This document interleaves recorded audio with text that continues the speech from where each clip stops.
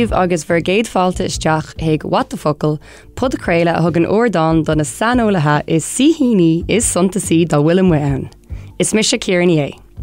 Thosig mé an trá YouTube What the Fhoclóra hir sa bhliain 2017 agus é mar aimimegum cabhrú le fhoglamóirí eile an teanga a cheadú. Leis an podchraoladh seo bhhailm cabhrú le daoine a bhfuil Gaeilge acu agus míon le barr feabhais a chur uirthi, agus nar míon linn fad é sin. Gach seachtain bhíonn sí sa chathaoir os mo chóir an seo i Studio Radio an Lithe. Cuirm se na crú a ceistena ónas gur féidir libhse a éistóirí maithe, snas a chur ar bhar good Gaeilge. Ba bhíonn lom a bhuachas a gabháil le first na Gaeilge agus leis an Fhoclóra Nua Béarla-Gaeilge as iarracht dhéanamh ar an podchraoladh seo. Tám se ar tinal so scéal na saineolaithe seo a chluistáil, agus tám cínte go raci sé chun bhar leatsa freisin. An tí atá lom aniu ná Seosamh ó Murchú. Tá fáilte is fitheróid ag What the Fhoclóra a Seosamh. Mí go a chéire. In is cúpla focail fút. I luch garman a rugach Seosamh agus I maiile clí atá coní ar le fada. Eagarthóir ar an iris bhíosúil litartha cór is sé, agus bhí sé ina chomhhunathóir agus ina agarthóir ar an iris leabhair litartha óma. Tá go leor alt léirmheastóireachta agus critica fáiltethe aige inimeacht na blianta. Duine do bhunathóirí radio an Lithe is se é leis agus cha sé tamil ina chréaltóir Jonach leis an stáisiún. Cha sé blianta fada ar an bhir an agarthóireachta sa gúm, chuaigh sé ar scur óna fust mar Eagarthóir Sinsearach ann I bhí an bharrta se caite, bhí sé ar an agarthóireachta an Fhoclóra Nua Béarla-Gaeilge leis, agus tá sé páirteach sa tionscadal nua fhoclóireachta ag first na Gaeilge faoi stúr Phádraig Uí Mhianáin. Fila is se é comma, agus tá rách núsach dáanta fáilte ag a godí seo. In 2019 a fáil siag achort an dara leabhair filiochta leis, agus tá canúsach nua a chur le chéile aige faoi láthir. So, go leor le rá fút a Seosamh, gur míle maigad as teachtasteach aniu. Well, chuníar na rá, hastig gom tú thuirtasteach mar bhí tú mar léachtóir gom ar an ollscoil ar fáid 3 seachtaine, agus méid déana mástreachta ag glastan na hallscoile bailile clia, agus just bhí go leor le rágad agus dala méid cuid mhór wet. Comála sin bhí mé gobar tréis na mástreachta ansá ar haithí ibre ar fáid cúpla seachtain, agus in níos seo cá mé se le gobar leis an Fhoclóra. Agus I gcónaí bhrethas go raibh go leor le foghlaim gom wetse, agus tásúla gom go maith go leor le foghlaim ag na héistóirí wet freisin. Well, nadidir fésin tá go léir fálam an támar fad sílam agus is mar álamóir bhí me caintear am héin agus dá bhéidir álamí me seas mó hiige me tala fálam gom, so sílam gur tús faointe má hééis sin déine tá sealabhú na teanga nó teangar churbe nó le héad sin mar ní caintear dúchas me, agus bí me fálam nethe gacha an lách. Fin deanga ó intí leitire agus ó bheith éisteach le daine cainteoirí dúchas go háidethe. Agus sin rud chur an glúndarm an áíre gur féidir den bhfuil nafuil deire leis an móchar fálama. Agus an áíre is spéise agus cinál grothiocht a héinse dré mar a héintú raig. So mas féidir na bacan na tosaí go bhfuin le fálam teangar be, chur díd tá tír na núntas mar thug seán a réardáin ar os ar góir amach agus bhfuil is go tá ní féidir ní bhíon deire taiscéalthe déanta go deo sa tír sin. No táil ar fad agus na daoine a bheitgéiste leis an podchraoladh seo tá cinnte gur fálamóir den cinál sin iad freisin agus iad ag dul ar an Fhoclóra agus an corpus na héan lá a gur feabhas ar good Gaeilge. Ach ag caintenis ar an Fhoclóra, cad é an untráil nó na huntrálacha is fearr leatsa in an Fhoclóra Nua Béarla-Gaeilge? Well, is tócha beidir go raibh dearcha tuis go raibh sa gobar ar a bhfuin agarthóir agus mar sin dá beidir go raibh dearcha ábharín agsúil gom ar na hintrálacha. Is mailim na hintrálacha fada. Na hintrálacha fada sílim go leor aber bhuineach leis na bríomh a bíorla. A mé cainte ar míorla mar bhuntang an sa Fhoclóra seo, mar bhun agus an Fhoclóra nó. Agus Tuisgur astriach ó bhéirla. Godíireach. So sin cóna a bhíar ná sláthar sásúil Gaeilge a chur leis na ceannachail sin. So hán sé le man nó go an dó a buint leis na na bríre, aber na bríre móra an bhíorla, aber give, take, bring, agus iad son ar fad. Tá siad son anna chiimseach ar fad na hintrálacha sin sa Fhoclóra nó ar líne agus in sa legan clóite. Agus tá Reis samplaí den Gaeilge mar a bhí beidir agus mar tá sa lá a nuháin is stig ins na samplaí sin na nachanna caint aber a bhíon an le héadí give and take agus mar sin agus ligan chót agus bhaid sin an legan Gaeilge chuirchar sin.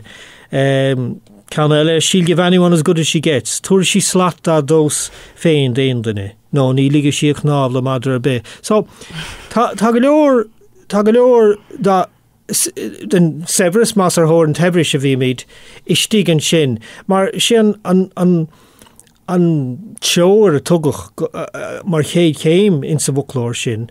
Ná scata aisteóirí a hort le chéile, aisteóirí iltaí idir fad, cainteóirí dúchas ba bhórmhór, agus an teoir thug Phádraig Uí Mhianáin dus na daoine sin, ná scaoinm go bá a bheith aisteú hí aber bunnachar frásaí agus focail bearlán, a bheith aisteú as mail a gunláin hain, agus sin rud a bhí uig ná gurach daoine síos an chéadú a réthach le, beag bán ar cheart ghramadaí na eile, agus sin an rud a thugann an severus don bhunnachar Fhoclóireachta sin, agus sin an fág mí fiar na hintrálacha sin agus a bhain súpasta.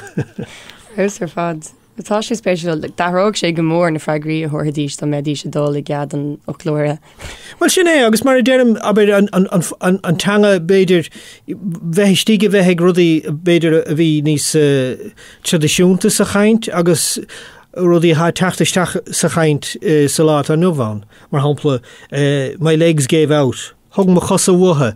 Sin gná rud a bhah sa Gaeltacht nó bhíoh sa Gaeltacht trá ach chluispáis diming mo chos a fóm agus mar sin my legs went from under me mar dear fas a béarla. Ach so sílim gur sé mar folasaí ein rud a bhí beo sa teanga sa chaint bheith stig irdagus is féidir a thuairt dá le héad sin. Agus so mar a bun hí an Fhoclóra ábhrín ag súil beidir le chuidas na Fhoclóirí tradiisiúnta na Fhoclóirí steiriúla sa bhéidir gur Fhoclór tuairisciúla bhí ann, chur síos ar an deanga mar tá sí á labhairt fé láthair seachas an bhéime bheith ar teanga mar becheartí bheith á labhairt nó le héad réir tuiscin dáidethe bhuidas go a bhí an go steiriúil nó le héad sin. So bhí se anna himúil ar fad an Devsan. Agus bralam sin mar úsáidúir an pósa rinne sibh idir nachanna I méarla, nachanna nuaimsere agus nachanna atá ann sa Gaeilge hena féin, seachas rudí nua a chrothú just iad chuir le chéile. Tá sé an úsáide go deo. An téan rud eile rinslam a cóúsáide céine, agus bí a gcóí a caiin fí Ros na Rún, ach tá me fecinn siar ar na sean trahana de Ros na Rún, agus fágam na fóhédal bhéarla siúil, mar nuair úsáidan siad nach cainte igen tuigim céin béarla a bheith a freigartó, agus tuigim céin uair sin lena úsáid I mo chuid cainte féin. Well, is cuiinem bheith éisteach le díman mach an eister go éon grás ar bhí muinteach le bhí fáirt an lár nach chuige Ros na Rún. Agus is cuiinem í a bháin bheith éisteach leis, agus bhí sé I bart héimeis, agus bhí sé caint ar a bháthair siad a bhí caiilte. Agus bhí úfás éigen tite amach ní cuiinem is cad é an eachte áidthe bhí an. Ach an rud a dúirt sé ná dá gluiseach sí é sin chuirigh sí chláiricha níos. Agus an rud a bhí geistige, she would turn in her grave. Chláiricha glacham leis gur chláiricha na cónar a bhacha gceist, go gurigh sí go réabhah sí amach as a gcónar. Just frachas gramigh sé sin am I cheann. Agus dúirt, sin seód ná faifa an éon áit eile. A gur tháinig sé, agus tá cinteach sa script a bhí sé a chuirid, gur tháinig sé agus gur thuig sé, tá pobl éisteachta mór nó pobl féchan na mór an sa gom ach sin an rud a ri leis, agus sílim, tá tá luach únta go muile in héid sin. Tá sé spéisiú mar bíon cinál obair le denmh go megan in ammantí go thuirthe sémas. Tá néir sé ige mar sin agus tá bhecing an béarla an sin bheicear mai buach chunaá si teachla na chéile ach tá fi anna hiúntas leis. So nuair bhí me sé i mún na mástreachta agus tú mar leachtar gom le riúpla rodlumm bhí tú caiinte gcóí ar an agarthóireacht agus chud is rudí chur in agar. An bhfuil éon rud a rihin leat agus tú a gobar hána blianta mar agarthóir a dárróá go minic. Well, is a kaint ar a bhocail scrífe, agus a pléile a bhocail scrífe a bhíos riamh dáil sa rúm dar nó, agus fiú riimisin in cór agus a léhéidir sin. So tá differ idir an focail scríte agus an focail láutha dar nó. So bhí struchtúr, bhí mis de gcónaí plé le struchtúr na haberte aber sa Gaeilge. Áte bhfuil in bhéim bhíoch daoine cuiinem an chléin a go minic a hagchuisteach ná an bríthar tá úsáid agus le héad siúd bhfuil is agat atá an reigracht seachas tá an reigracht ex bhfuil is agat. Sin ceannas rudí a muoinechtom ó hebh dul agus cóir agus nádú na teanga in sa rúm agus bhí miste cheartú sin. Ach, a ríiste neis, sílim go gurinn se gur rud a bhfuirin le nádú na teanga agus le dúchas na teanga agus nuair ní hé bhfuil an rud eile mí cheart agus is cinnte go bhfuil na struchtúr atá a techt i dréis sa chaint i gcathrú. Ach, bhín an focail scrífa gcónaí ar gúil an gaint an focail láutha. So bhach abermíist an clásal cuoineasta. Mar a bheitfa a bhuaine sin clásal cuoineasta indíireach. Tá sé sin geall bheith imithe as a gaint bheo sa Ghaeltacht. An bhean ar a me a caint lehé. An bhean a bhí me a caint lehé. Ulas is mó chluisfá sa Ghaeltacht an is. Agus so bheitfa da ma fa kainter vocal scrífa so die chur agar cínte da gífa an chlásel an vír chuineste indíirech in asnapin le héid sin cheartófá le héid. Ach da ma fa kaintle dun an tráid agus an éirdiste sin nuair bhín óg hoch úfás orm da glushing le héid sin an tráid bhín siúlum agus puikarm. Tí sin mar an teanga forbert agus a gachrú. Agus luan am álas tócha, mar denim bín in sa bhír le héin tá rudaí ar gúil an gaint. Chím scríte is a goodness na Fhoclóirí, rud a dearn daon ógan is. I should have gone there earlier. OF. Agus tá antas dar éir a chéile a thuairt a goodness na Fhoclóirí. Tá sin, seachas, I should have. Mar tá daoine a scríomh. So is dearan daine fá córdach ar an Idirlín ar an nás sin go dúchfar go leor or samplaí dá sin den ábh sin mí cheart arlumm a bheith scríte síos agus de réir chéile tá sé tá aitheantas a thuirta. Dír sábháil. Go dtíorach é ach is tó bhfuil na glúinte chuig ráine go gurm golóir dá nearmísne aber agus deaghil na said fad áilteach tartha san leis. Is cínim duine bhrálam inún chuoin fadó agus bachaint ar dúchas úntaach amachchas amach a bethé agus heasfas sa teachta ag éisteach lethe. Go méoch a heithir a cabhanúas ar an gaige bhíocha ci sin mar dar leisú nar a bhánach sais gibrish nó aimsere. So bín in éis sin atá roiint an tamar fad an seachada ó glúin go glúin I daíocht it firrá go bhfuil an teanga bheith dul ach am géana tá si tá chuann daoine an teanga ina rúint don saoilech a hénig. Sin bra diplomatic sinna Seosamh. An ra bhéon riala stíle a raibhart clíló nar hahan leat. Aber mar tuigem tá stíaltí an gúm ar fáil ar lína má tá aine gurí é léamh agus tá léirmór rialacha ann a bhfuinn leis an ghramadaí agus leis an buncíocht agus gachsáis rud ach inis go tú ar scur féidir tú inseach doing an ra bhéon rud a raibhart chuirteach nar hahan leat nó féidir gur ceaptú greibh sé umarcach nó. Well, sa bhéidir gur lámh réasúnta lánach gom gape na stíltí chéanna leisgurm ingénéir le a cháine. In ar ide hí trán nuair ar stíltí ar behan hí stíltí bhíoch stíltí bhád siar an Seosamh. Ach an san beidir dem líana hen hosnémer mar démer go a chawr go daine gus go mar stíltí chuir de chéile mar bhí na ceisna chéanna tacht deis ríiste agus ríiste le gachéine bhúd go feiban a bhain leis an réomhvocail ná ceartúsáid an réomhvocail agus le héidir sin. Agus chuoinímis leis aber hí stíltí an Róm díortha cuid bhá ar a bhocail scríte agus go háir ar héagsleir leis a bhach chuirthin a rúint de chóthart me déar fá áirithe daine óg agus ábhar a bheith a múine aber mar leis na dátaí mar hampla.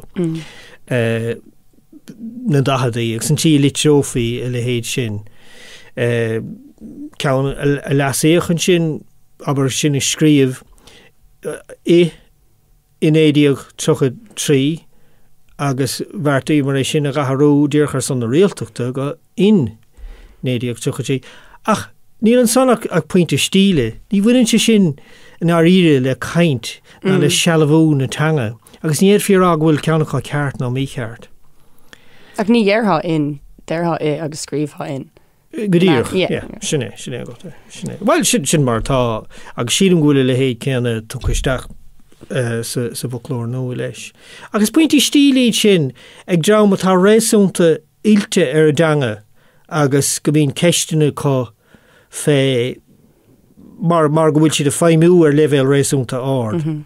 Ach ní chud fí dá méine a ddírig an teanga gálaman is ó raibh aber nó chur le líofacht na cainte nó le héidir sin.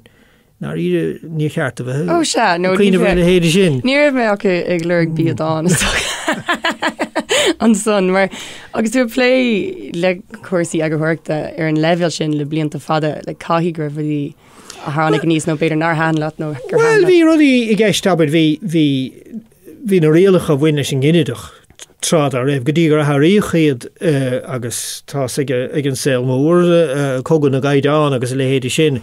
Ach ar bhealach tháinig rud maithas sin. Níor se có chugóil sin ar fad an aineoin gur daoine áirithe a ceappa go raibh. Bhí daoine is beag athrú bhí stocha gur bliantáin a duine éon athrú ar a gaidáin if i gciúil. Seans le Fáilte FGB sin Fhoclóra chuig bear in éalaí gána leasaíoch roinnt ardthe, bhí roinnt ard rudaí an son aber nach raibh teacht leis sin le caidáin if i gciúil néidir chuig go hocht. So sin sa seachtaí. Yeah, so bhí rudaí a athrú a rihan ama in sa tanga agus daoine, bhí na réalcha a bhain leis an gcinneadach aber na cás na gafií an gcinneadach a chur a bhaim ceist an taobh agus í sin ar fad. Bhí ar son go mór as tún leis a gaint nádúra chaint beo an chaint a bhí daltaí scoile a bhí ag daltaí scoile sa bhaile aber más chaint orí dúcha siad agus an rud a bhí le chur a bhaim a cáhan sin. Bhí an bharna idir an tanga na réalcha mar a bhí agus an tanga mar a bhí sé forbert sa chaint agus sa ghailtocht agus sa scríomh ag scríneoirí sa léidir sin.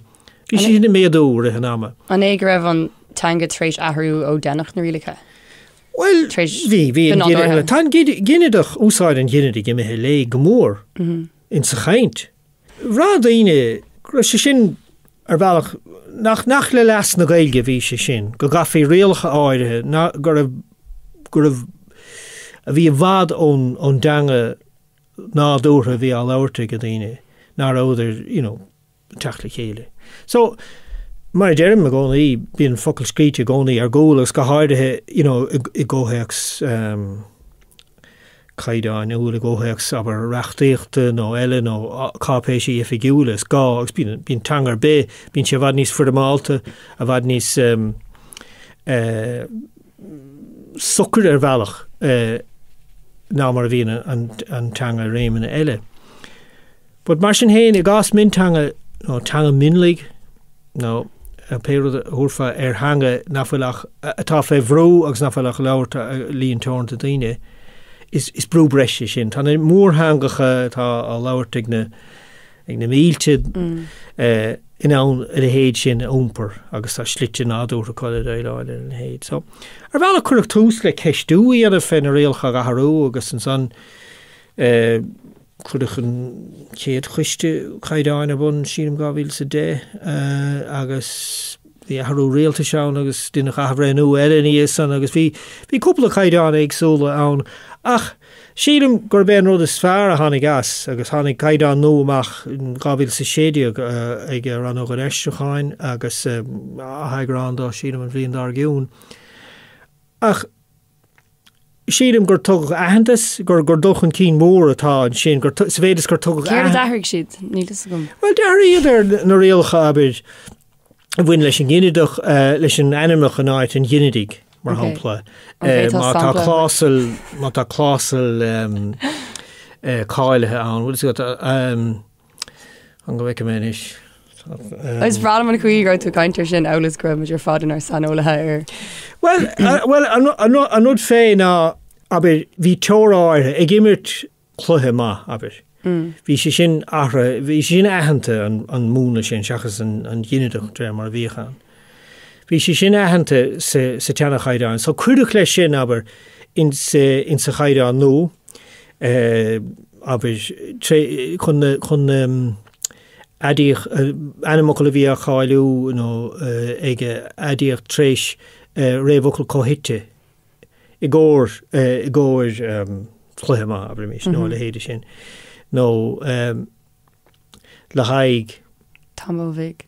Le héad sin ar feig tamil vig a bhíchan agus chluisfá sin mar bid an rud aber bhíchan gineach gorábach tamil sa chaint agus tá raint rudí siocathe fósamh ach ar feig tamil belgan is tá under ar a chaidáin agus no sin well no agus dá me fá scríomh san de branch an ggóhéach san me fá scríomh. Dá me fá scríomh a gápéid sé fiú uilestoch go Eagarthóir Eagarthóir igen dé agus gur ar feid tamil belg an is tréis ócáid mhór aber seachas tréis ócáid a muire. Tá sé bad níos suntasaí nuair is animacal agus éideach sa daradí cléanna tá gceist.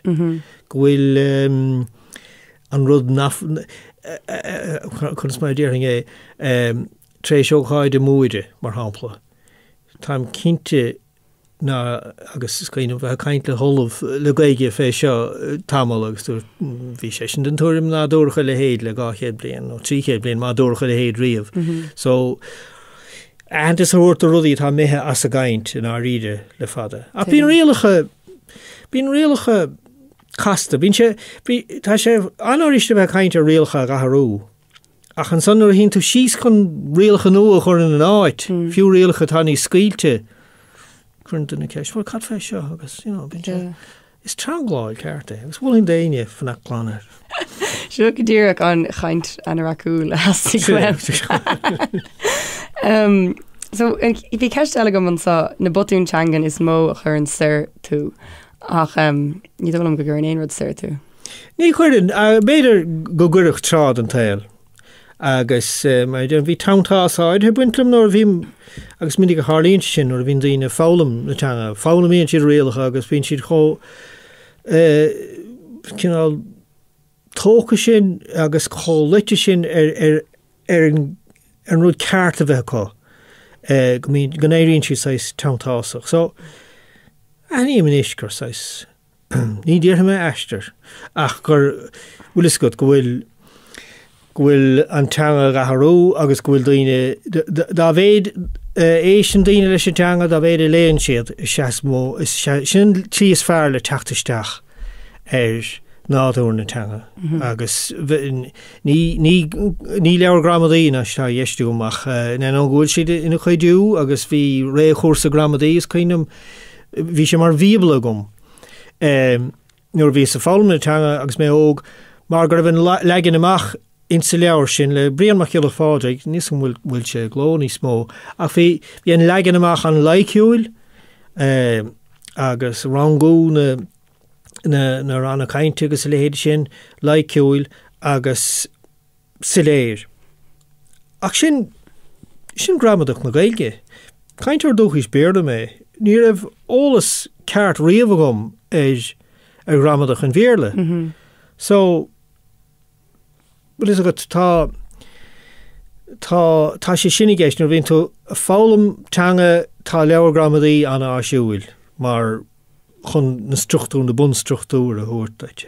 Ach de réir ní éicim sílam go méidir gan in daoine butúnú an bhí chéile ó hebh féchant mar chóras línach bhfuil is agat. Fiú mar a digfáród is deas bheitthe a léamh agus a blaise rudaí agus cinálach agsúla téachsna chun mar ní ar an ghramadaach a bháin a déad fá bheith beo agus tú fálam teanga. Má hananta chun dul níos dain isteach sa teanga. Chahan tú bheithe léamh rudaí a chuirigort dul níos dain ann agus rudaí ná tuige tú agus go raibh fá tochailt an sin go bhaith fá mac cad é an bunústá leis nó. Agus tá an Gaeilge lán de idir heanachil agus téachsna le deascríóirí Gaeltachta. Tá sin an chasta ach tá seóda sais cultúr ionta agus tá rudí cinál ionta le fáil ionta agus fiúna daoine in scríóirí tá scríomh ar túris.ai salata nó bhain Marinaíine Seosamh chuig. Tá rudí le fáil na míorna bhíonna go son a bheithíon cud an eile den cinál eispéras fálama mar déir fá seachas na struchtúr ghramadaí nó na rialacha. Rudí chun is cinál lón anama teanga le héad sin ó hebh stíle dá agus is fiú do ghaoine fiú má bhraithan siad beidir le gúil siad fós lú go má ar a gunnar fálama túirt féin le héad sin a léamh agus sílim go bhaith siad spreag a breise an son seachas a bheith léamh beidir rudí atá níos fudamáilta ceachtain in á le héad sin. Tínta ag léamh agus géiste le radioún Gan dáta be. Is a gur chuoine a dalan tusa chuid bhór is chuid Gaeilge. Sa sé spéisiúil mar le cean na rudí elamíonn tú ar dúis leis an Gaeilge ná inscinne na bhocail agus an sin chamis a seáil i géirí an bhlíonn caite agus bhí an fálam anam a bheith barin. Sé spéisiúil mar bíonn tú géirí toirt le fés leis a daoine bhfuil tú caintló go dtigann tú an teanga atá acu agus gúil tú ar an leibhéil. Céine a caiithú ruí elam nó a bhúnlú. Is fíor sin agus tá ceist na hínscinne mar déir fáin na Gaeltachtaí de friúla sé casta go mar síim choláiste ó thuig sin gúil sé bunincinna chléis agus le héidir sin ach a rí sin eis sean sgúil si sin ag athrú leis agus go bhfuil nuair dréir mar tá an gcineadach i gceamacht as an deanga. Agus a bhfuil tú rá go bhfuil an gcineadach i gceamacht? Sílam go bhfuil. Tá sé mé as an deanga láirtha le fada. Ní chlóise tú aon rá aber fiú gur go ghaoine nó le héad sin áit bhfuil anim bunincinach,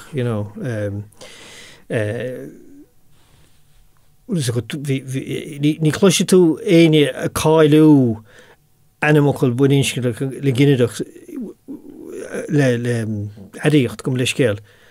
Is go na faoin óige bigin ó glúine na faoin óige bigin ó le héad sin. Is anamh a chluisfáid sin go náthúir a chaint. Ba scríomh ach an rud atá le buinte a gaint, ní rialacha atá le buinte a gaint, ná ní tuiscint ar an ghramadaach an áíre atá le buinte a gaint. Tá pléisiúr ar an gédal síos le buinte a gaint. Pléisiúr le buinte a gaint óí agus a bheith géis le dechaintóirí agus na focail agus an clíomhín mína chola le chursíos a dhéanamh ar an saoil. Agus sin rud smó thugann bíon beag bánan is ar trád ar raibhing faramach is sin caint ar dúchas níos agus bhí ní rúsáid sin gcineadach in léhéid sin na chás. Ní léon dearbh le sin an áíre. Mar an caint ar dúchas Tá sé ó si chur síos saoil agus tá teanga mar a fuair siad í a có agus in ar ide is in ar gás na fálamúirí is a dírig a bheith cúléistecht leis a saoilhearcha sin agus leis an tuiscint ar an saoil sin seachas a bheith a dír dulamach ar rialacha teanga ar an rialacha ghramadaí bhí cheartúine bheith. Bhí me gé lom is minic bhí me caint ar na is be an bheith éisi le radio na Gaeltacht agus an trachtarí sport a bhí na radio na Gaeltachta.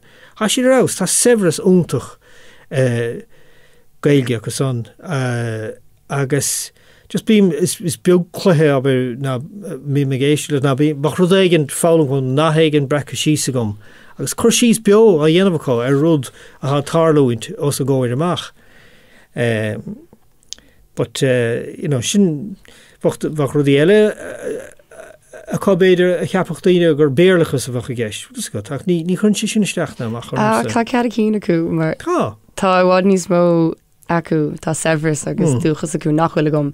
Becumlum faoin mo chuid béarla. Gus tócha go gnéanam botúm an tám ar fad. Níl an bórthe tuis go bhfuil nílam goúnach faoin béarla. Ach bhím sa tóir ar gheachhailen. Agus mar sin caiimiid bram. Tá mé leochalach agus caiimé níos mó iireachta a chur isteach. Agus héige sin tá an podchraoladh seo dócha. Ach caint ar in mar eabhairmóirí, cadín na codanna is dachar den Gaeilge dar leat don eabhairmóir?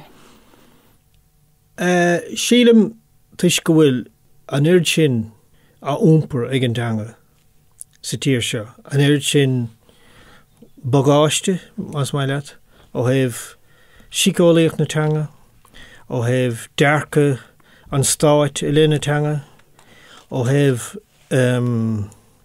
dearcha an phobal i linn na teanga, agus an golóir do dúlta go má, sílim gúil sé gatharú go mór níos go bhfuil íomháig a bhad níos dearfaí ag an Gaeilge agus mar sin. But níl sé sin a ahent a chu bhealach sais dromcloch ag an stát go fáil. Ba cheart gomach go fan má chosníonn tú fálam Gaeilge nó teangar beheile. Ba cheart gomach irid céanna takeíochtaí ar fáil dit agus a bhach ar fáil i deangar beheile. In ar ide, tá scilline agus búna agus commas éagsúla gachéine maidir le teanga álam. Nílim se go má éon teanga aber íosacht ar nós Frankis nó idális íochas le fálam. Ní dóilm ní aithníim taobh le daoine bhfuil ana go mortha, aber ní bhraham go bhfuil scil rónta go gom, aber maidir le teangacha halabhú agus le héad sin. Ach, so, in ar ide, beg deacrachtaí ag gachéin, deacrachtaí bhfuin leis féin ó léi féin ag gachaile álamóir, ná ríide. So, bach an leis gur marrá bhfuil éon gnéad an teanga hain, có fad sa bhain sé le struchtúna teanga nó córéir na teanga. Sílim an gné agus an gné is mótá le sarú, ná dearcan an íine, aber in san scoilne agus eile atá múine na teanga, agus an dearca tá le stíirda sin in sa ráine dachais agus in sa stát chóras. Mar níor cheart gomach éon cheis fé. Nar ire, tá sé doch réite bhfuil mi a caint ar teanga rúchais na tíre seo, agus go bhfuiltear a caithfh le ní mar rud bunród réachtanach nóir tá tú planáil rud a bé, policy nó éí mar sin. Bhfuil mi a caint ar í bheith caite nuas mar ír smaoinm nó ar bhaithe le teach rih lucht geráin nó lucht chleusáin agus gur sopanáit na scuibh a bhíon ann. Agus sin mar íochan an réaltas cuidmha agus le fada an lá seachas daoine éananis ach an policy effigiúil ar bhealach. Bítar a caint ar an Gaeilge mar a bhach maisiú cultúrtha nó le héidir sin ann. Rud beidir ddíirech ggótheach sáidethe ar bhaithe le, táid is dra mar lééis singe tá ar deanga héine goin. Ach níl na cearta ceanna ag ar deanga héin is atá ag an méle. Agus tríd leanúnacha sin agus ceis meáin agus tá an éiri sin ar a chúil san ó hebh na stairide agus a hebh an cholíine chuiste agus ile, but na ide crohéin sin da bhéad fi fáil réile sin mac sin bachan rolchan cín dianta agus fach sé bhad ní béisce ag fála móidí tuairt féin deanga. Is dócha go bhfuil sé sin ag ahrú nó go puinte go sé ahrú braham ag mar griffór féin ní raibh Gaeilge gom sa fás in níos cosúla tainig ach tá mo griffór céach go Gaeilge ecinach ní úsáidan sí antanga ag géirí na páistí thola ag Gael scoil agus tá sí géirí Gaeilge úsáid le agus braham gur bin an rud bhí me hisismóirí dearfach faointanga céach raibh antanga acu agus is dócha go bhfuil daine ag ahrú beagán tásúla gom na tiismóir éos agus go siad sásta agus go néine sé sin an bhachas Síle mé agus tána bhla gomsa ar an glóin aber níos óigen am a héin aber tá sílim gohfuil an Gaeilge gohfuil an Gaeilge leatteach aber beag bán an rialtas ar bhealach saoil na ríomhaireachta na technoléachta tuigeann daine an Gaeilge ar chlí agus éagsúil inis agus ceanglíonn siad le rudí forrásachas a tail tá go ar aon dul cuasaí éráide agus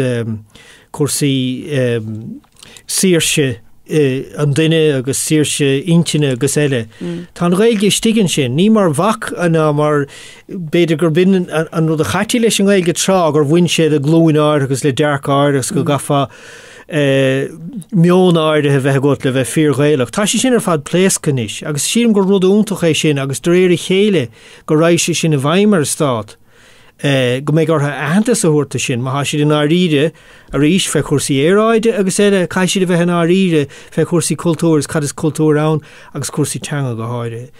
Má sílim bhfuil dréir chéile gohfuiltar gohfuil an corrigéil ar bhealach a bhí ann le fada a chréime agus go bhhicin daine ógan is go háidethe. Bhfuil siad a gaiidi níos glóraí, níos réamhlóidí ar go leor go díirech é agus go gúrann sé le na bhéúil tain. Go gúrann si gur rud eile bhfuil meas a buint le cho faras a bhaintse losan agus mar déir an buinn se rudí dearfach an sa tail agus tá anna róchasach dar réir sin. Agus bhí sé éisteach le chlár radio na Gaeltacht ó bhóthar na léon sían lá hana le sé scríóir Phádraig Uí Mhianáin fear sa gobar leis a fe cúpla bhíon san raibh sé as ach bhí sé fé agallamh 1978 scríóir mór cainteoir dúchaist an sco cha sé go leor chuid ama im le clia garbach leis an gruineach agus chuir ceistéid 1978 chad an ra bhéin cinál túraige a bhfuil déir sé maidir leis an Gaeltacht ná leis an Gaeilge agus dúirt sé tá teanga dul i dána íocht agus mar sin ach tá drama óga dúirt sé teachan cín téirmí nuacha agus léidir sin tá ina rúint an saoil atá chahabh go héananig agus bhí sanna hásaí sin na chlós 1978 ó rinne dunas na mór údar go raibh sé dóchasach dúirt sé cenmha an sebras teangan a thag omsanáid le héidir dúirt sé a bheith go duine nuair nach a plé le cuasaí íscaig nó fermiúireachta nó eile a bhíonn siad go gaithfidh siad an teanga chur na rúint an saoile go héananig agus sin é atásúlan is tá sé go húntaach gur féidir aber chorus riomhaireachta Microsoft is an riomhre just ní gá ach an teanga Gaeilge aránú tá sí ann ar aon dul le teangar beheile agus duine go leor ibre as go mé sin i daine chun aber an bunachar atá ar chúl na ráchláir agus é sin ar fad a chláthar. Ach tá sé ann agus Eagarthóir a Microsoft gus táim cinnte nach le spéisiir leis teanga tá siad a dhéanamh ach tá siad a dhéanamh mar go dtígann siad go bhfuil locha buint leis agus go bhfuil locha buint leis i ggóthés winter agus pobl na héireann. Ach rinne daine sin go deonach híaltha. Rinne daine sin a astra go deonach híaltha. But agus an áíre beidir sílim gur raibh gáir a gceist, sílim gur Gmail a gceist agus sílim gur duine é sin ar bhain deonach ach sílim choras ibracháin Microsoft sílim gur thucraigh an cólacht tain. Sin anspéisiú. Mar bhí sílim is cuiinem bhís ar a gcuiste tíirmíocht ag gnám agus bhí go leor listí teach febhráid a chuiste ag gnám. Beidir bhfuil dul mór an fé sin ach. Agus bí a smíanamh gomininic mi bíon Twitter tá Twitter ar fáil nó bhí legan ar fáil an Gaeilge agus reinint the éagsúla emojis agus tá is gom greibh láh ag rein daine bhfuil ana go marthú san obair sin ach cinnearna si é go deonach ach tá sé spéisiú mar tuisgur tír tuisgur bhfuil tuis nach bhfuil siad an mochtanas tá siad an am séireachah ag déanamh astrúáin ar rudí so tá socha bua a gcuin an sin gur tír hefur rohan muid agus nach spór. Tá sé sin ann agus an áíidir ní cear níor gágamach ar roioine dhéanamh bhain deonach bud ar líad bit tá sé ann agus tá ar lí stochar drochla é agus rud maithe gúil an technolaíocht ar lí a cumasú daoine irid sin rudaí dhéanamh bilgbánar an stát. Níl sé fé smacht ag an stát ar bhealach. Agus tá chuige stigil an éigen sin fector dom agus is stoim go úntacha sin. Bhís go an ar dúirt méid cadíon mar dachar an Gaeilge an Eagallamh braham go mar dachar am agus átáim siú leis an Gaeilge leirt chuann daoine ceis armsa gomininic faoi chunasáim am Gaeilge leirt just dathraigh mé a héilear fád is go méanaan an amachchabh ag leir Gaeilge tá níos úsáid an Gaeilge Gach lám a chuid sé ibre agus le a chuirde agus sin a chuí bhfuil sé ach ní féidir le gachtain é sin dhéanamh. Ach is féidir le leis an idirlín a bheith buinteach le pobl an Gaeilge ar Twitter, Gaeilge bháin ar Facebook nó ar TikTok tá anna chud féidirachtaí ann inis agus ceapan go garáis sin go mór le. Tá de chion héin a dhéanamh bailíir an sin. Rinne tá a tagart a Duolingo an sin agus caiimid sé cógranar bhí Carolam ag fálam Gaeilge rinne sesin le gná le bhéil an orteist agus bhí sé fálam Gaeilge agus é sa seomar céanalum agus bhí Duolingo spalpa an rud seo an déan na chuidhuí thugad an déan na chuidhuí thugad agus bhí sé rála ceann an Gaeilge sin agus bhí sé rá tá mé fálam ach bhí méisteach leis le 10 nuair ach an rud bhí rá ag rudna an déan na chuidhuí thugad. Ní raibh mé an é an fiú agus ní beidir hiictú an géadú ar go raibh mé ach bé bailach ar sé rá ag an machine ní raibh mé an é ach dúirbh an féin le céin is tócha ghfuil Duolingo déanamh rud féin níl mé trééis am a chahabh leis ach braham nach féidir caint le daoine a thorú I dé fálam letanga. Tá sé sin fear. Ná tá is féidir méid áir rudí dhéanamh agus brahan sé tócha ríist ar an rudtá chúl an chláir fálam mar déirfa ar méid a chuirchaisteachán aber tá an choras nuan is tá orbert ag aber.caí hís go láisna sin oilte. I mean, tá sé sin go húntaach ar bhealach leis an choras machar an túisteach písascrín óireachta léigh an ríomhar a goite. Ach dínach mór chuid ébre an san ar dúis tá sé forbartha agus feabhasa go mór ón géadúir. So déach sé tarlóinte machchan saber nach machine bhacha caint leat ó hebh na Gaeilge an Duolingo ach no is dóm gur duine bheann chun a ceart a thuirta ach is tócha beidir greibh an ceacht buintach leis na cuirfidh agus greibh go meid sin bhád níos éasca tá mefa agsúlan leid ach just nuair hiúméisteach gan éon ó lámh ní raibh is gom céim cadbhíar an rud. So chuir mé ceistáil ar inis an cadí an nua ocail is ansa leat. Cad bhí a gcuin godí seo riamh ahanana féinín rud mar sin. Well, chuir mé mar seothe an rud is mó hen domsa le déanaí mar le acalú na teanga in sa saoil nó aimsire. Le líng na pandéime bhí sem bháil an guiste termíochta. Well, ní bháin le líng na pandéime bhí sem bháil an guiste termíochta go dtí gur éirí is asamí an bhhartan sin. So háart ar fé bliana ar guiste. Ach le lína pandéime bhí scata termí dar nó tachún cín. Agus ceannacha ná cocúning an rud a bhí ar fad a dhéanamh. Agus an ús mó henlumm a ríist agus óg spreagadam ó hebh bróchas dúchas na teanga agus bhfuil an an den teanga ná. A scata chaintúirí dúchas úntacha is ar guiste termíochta le raon blianta nuas. Mar fer téir míhala sé daine dá le héidir sin aine híráin.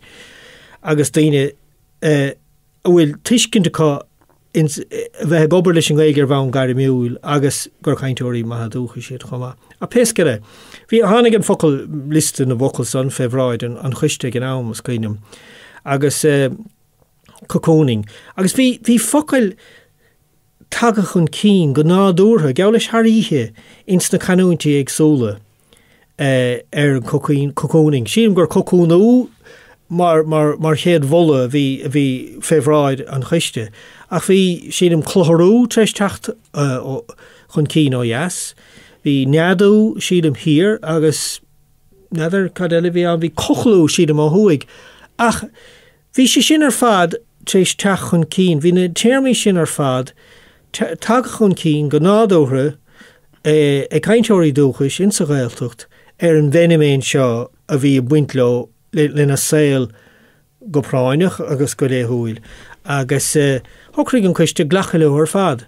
Agus sin rud óntaach sílim mar gur léirigh sé gur raibh an pobl agus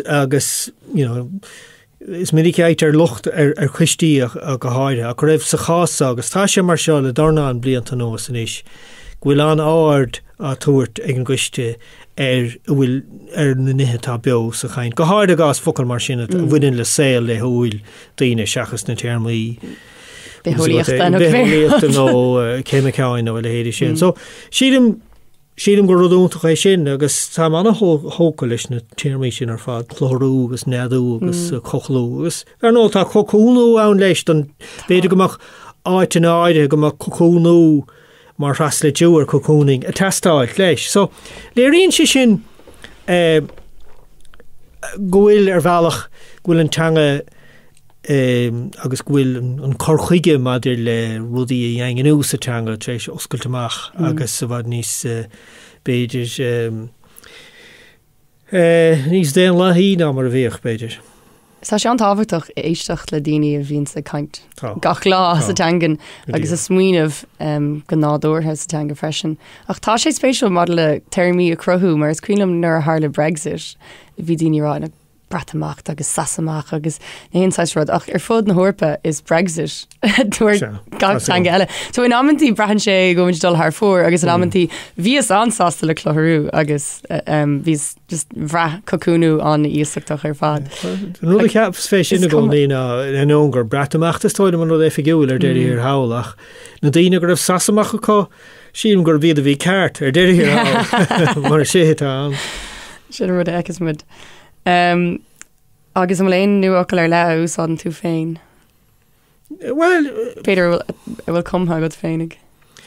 Well, ní bhhaile mé rud an is a bhuiomh bh cumtha gom hénig, but nuair a bhíonn tú plé leis a deanga ar bhealach a croitheach. Bhí an riordánach an a bhaithe le héidir sin chumach sé daoine cabhan ósir dá bhar go mar gnéirh sé rudaí ná dúrach riamh ach sílim gur sais buntáiste sin agus gur mulla é sin gur cheart don teanga gur cheart a ghaoine bheith rá rudaí ná dúrach riamh ach iad a bheith croitheach agus cliste. So ní bhíon éon rud ar le gom hénig in isteach bím sásta bheith léimh na údar agus a taint asta dé mar irndom. Bhí cuairdalam rá go mbeadh rudaí á cruthú ag hisismóirí ó cairlam rá ag hisismóirí agus nach raibh éas aige nach focailí an sin bheith sé an árá le daoine eile agus nach digdíis cad is riile. Ríiste cótha bethe sin.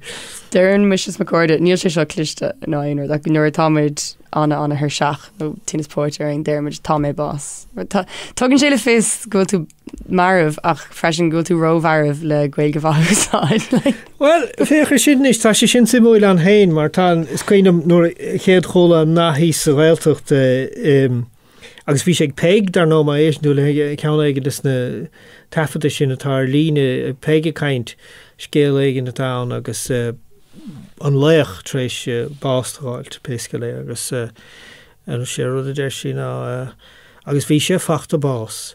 Agus nuair chéad chola sin bhí sáiltarm achan is ní le man ní le leit leis seo heh cóiríar na teangan a héidir sin agus bhís déirigh ráhfuil an béarachas é sin an cadé go dtíadach ach sé chutíanta go más a chaint hís léomh Fachta bás bhfuil? Sé fachta bás. Tá sé sin leis i mar chuid se cainte. Ok, an bhfuil é nach cainte an jazz sa teanga bhfuil leatsa lua. Tá godóir an cheann rahilm a gánaí ná ní duine ná tuairim sin ní misté sin a bheith an mar bhún frúntabal sa go na chuoinolaigh mar déirfa ach bhí sa léomhlann san le déanaí agus hána mé bhí rudí bhí brecha síos go man amach na mléanta agus níos gom cáthailte bhuair siad ná cáthailte dána méachra ach as go bhfuil léir lethe got le counterí bhráthach ach tá náthachán san híos agus nadidir bhfuil sé beag gánaíach as a béal a chrútear an bhó. Sin as tóch an bhunbhrí leis ná mar a bhaich an bhó dó an cothain ó féarceart agus mar sin de níomhach si atáige baine nó dó an baine agus léidir sin. Ach rois sé sin lom mar tholaíad nó mar éisiom láir de chumas na teanga sin rudaí ómper intí mar tá bhaintige leis sin saoil tá nóbhain le cuasaí bochtanachta le cuasaí éráide bhs go ditfhí tá sé gúmper sa lá an nóbhain beidir nuair a céad ceapacha agus beidir nach ach bí nuair a hána sé cín sa chaint gur le cuasaí talmhaíochta nó eile agus bochtanas na líne híos a hána sé chun cín ach bhfuil is go tá sin brí a buint leis sin ná seanna chaite sin mar a deirta in áirithe leis a saoil tá nóbhain gur a ríist chuir sé glúndar me le héad nuair a hána mé a ríist éiscint mar gur bheabhraigh sé dom gur bin fá a mín fós sa pléile sé deanga agus a ddíirí dul amach ar deanga chun techt ar an grothaíocht atá intí ar an léargas a thugann siad dom ar an saoil agus ar an léargas agus ar an gummas an clí gummasín tar daoine chun rudaí a rá agus an saoil a bhíú dáibh hénig. So siadm ar déir hail a ríist ní líad in an átóirm ach am chása gur bin an rud is mó cinál a dom a hamáint ó héamh na teanga gcónaí like it's kind of derm goni ní leis an Gaeilge tógach me ach sin tangas gurid am chrí. Sin cáling. Agus tá sé anna intige agus gunta cé nachfuil éon bhainte gom sa leis an bhéir móracht mar bhí tú caiint níos luúthe ar an tanga bheith a gahrú don látá nua nach ní gá doing falt ré leis na rudí sin fiú sa bhéirla bí muidir caiintear rudí bheith duine bheith sa daldrums. Agus níla sa go daoine roiint daoine go muinn sé sin leis an seoltóireacht albert. Mar sin is féidirlinn na hanna a úsáid fós fiú Bríú a thuirtáid. Se ach is málam sin chuann sé ghuiine dom mar a chapfuil agus jóar fér agus na nachhanna sin a bhín sa ghuiin agus is just meafar jazz é cad éon ceannas fearlam sa mar bhfuil go ach puc an gabhar bhíal thóir an hénig leis. Bra agus bhí ceiste go faoi méirlachas ach braham go tú trééis de thuair mar sin a léirú. Ja, ní dáim gur fiú bheith bortha féin méirlachas ná ide. Mar dúir tú héin níl tú bortha féin méirlach bhfuil go tan béir fé begin béirlan an féchant in í céin. An teanga a chur in a rúint dá bhfuil a testáilt ná ide agus beg rudí a techt gan dát isteach ó hangach éagsúla an tamar fad. Ní dálim fiú agus an Fhoclóir nó bhí mar a gobar a Fhoclóir. Ní a seachant an bhéarlachas. Ní hinan an tús faointe a bhí gceist ach rudí bhí beos a chaint agus is tó go bhéad hí scaga dhéanamh tá na faoin siar fad ann agus is cinnte de réir mar a bhíon daoine a dul amach ar an deanga a haíonn siad rudí gur go bhéad fá béarlachas a thuairt agus a le héad sin. Ach tá na faoin siar fad ann tá achfan puncaí tá séthir úntaach sin le seamach méáin i lora an bhéarla tá sé sin anna gánaí. Tá sé go mór as dáta ach tá sé go má chun cabhrúla daoine nádúr na teanga agus struchtúr na córéir agus le héidir sin ar fad iscin. Tána deile ar fada ann na gcónaí an béal beo ceart nó mí ceart an leabhar chuir se líon parcí amach rain bliant ó hen na sleachta na sleachta an talta seachtainú nó mísúla bhí ag seán ó róáins na seacadí ar festa chuir sé sin amach. Agus is mór sport á ide. Tá sé go húntaach den anorex mar dearfa bheit léh fé sin an cinál an umarhá nó péir a thuirfáir a bhí ar bon idir na de údar ag an amsa fé cad is ceart. Bhí córáigras a leanar aiger fé cúpla mí fé ceocha gorta focail gorta bhfuil sé buinint cinna friintsinach agus daoine buna seo draáin agus seán a riordáine na faigh teanga seo a gúnsaí chéile go fíochfar. Nar ire just tá sé simúil a bheith léamh mar fí sa steire ach ní dáin go léon áit le héad sa lá an nóhan. Well, is doch an rud atá agat braham ná ní mis leat san má bhíon bearlachas an úsáid ag daoine. Ach braham go bhfuil lína agutsa agus go bhfuil leibhéil gomín tú asú leis wet féin. Well, ní dáin go léine a gúsáid bearlachas mar dearfa. Tarlíonn sé go bhfuil an teanga tá in úsáideá fé thunnachar an bhéarla má sé sin an trígar tháinig an bearlachas chun cín. Ach tar mar a bheith an duine sin a fólam agus a dulamachar an deanga. A hanóid siad héine sin. Bhí míad fós mar dearm agus cad is bearlachas. Siadam gohfuil gur bhar éirí asabheith caintear an bearlachas chun féidir rá. Mar ná ide tá sé sin héin ró cinál lódáilt más maiile mar héirme agus níl I gceisteach an teanga álam chomachgus is féidir leat mar íonfáile idális nó Frankis nó rud a behéile. Go bra sunnasásta lei sin sin an cuidir úsáidí méid an ógur TikTok. Ok, agus cadíon leid is mó atá agat I dtaobh eaglam na Gaeilge. A chuir mé an ceiste ar taine? Taine a bhainteiste. Ní fiú teanga álam mar bhfuil tú buint taine bheas. Agus tá dú a buint le fálam na teanga. Cinnte teangar be, tá dú a buint le sin. Ach, caithe tú a creidúinte orta tain, a hand gwyl tú dulch an cín. Mar déitach lagmh sneachaach ar ghaoine. Agus cin bhaithé sin, is rud dearfach fónta teanga álam. So ná má bhrahan tú gwyl tú seachat le gné háir do, seas sír agus téir dro ag an elevator nó tuchtú tuchtú timppla ar na dechartaíidir ar chéile. Tú bín daine an dhéon ar a hain, go minic cháir ó hebh na Gaeilge sin go mín daine bhadar ó dhéon ar a hain maidir le sé teanga álam agus iad a déirigh dulchan cín agus ní bhrahan siad ghuiilean dulchan cín sin a dhéanamh acu.